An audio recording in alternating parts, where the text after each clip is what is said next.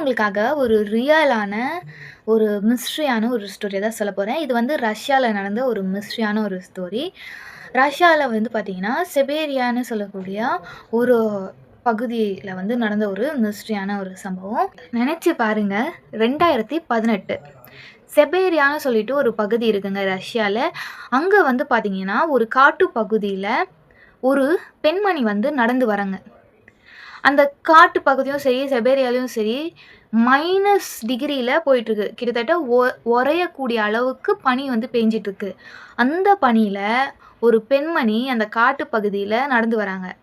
பெண்மணி தானே நடந்து வராங்க. "அது ஏன் நீ இப்படி சொல்ற?" அப்படின்னு கேட்டீங்கன்னா, அந்த பெண்மணி எந்த ஒரு கால்ல செருப்போ, இல்ல ஷூவோ எதுவுமே போடாம, வெறும் கால்ல பனியில அந்த உறையக்கூடிய பனியில நடந்து வராங்க.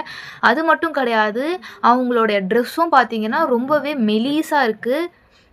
அவங்க எப்படி உயிரோட இருக்காங்கன்றதே தெரியல. ஏன்னா, கிட்டத்தட்ட அது உறையக்கூடிய அளவுக்கு அவ்ளோ பனி பெய்யுது. அப்படிப்பட்ட இடத்துல இருந்து அவங்க நடந்து வராங்க.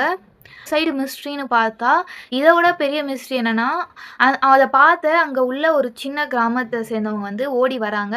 ஓடி வந்து அவங்ககிட்ட கேட்குறாங்க, "உங்க பேர் என்ன?" அப்படின்னு கேட்குறாங்க. அவங்க பேசின மொழி ரொம்பவே வித்தியாசமா, இதுவரைக்கும் அந்த பகுதியில யாருமே கேட்டிடாத ஒரு மொழியில வந்து பேசுறாங்க. அது மட்டும் கிடையாது. சில பல மொழிய பத்தி ரிசர்ச் பண்றவங்க இருப்பாங்க இல்லையா? மொழி ஆய்வாளர்கள். அவங்க வந்து இந்த பெண்மணியோட குரல வந்து கிட்டத்தட்ட மாச கணக்குல வந்து ஆராய்ச்சி செய்றாங்க. அவங்க சொன்ன பதில் என்னன்னா, "எங்களால இந்த மொழிய கண்டே பிடிக்க முடியல" அப்படின்னு சொன்னாங்க. அது மட்டும் கிடையாது. இவங்க எங்கருந்து வந்தாங்கன்னும் தெரியல. கொஞ்ச நாள்ல இவங்க எங்க போனாங்கன்னும் தெரியல.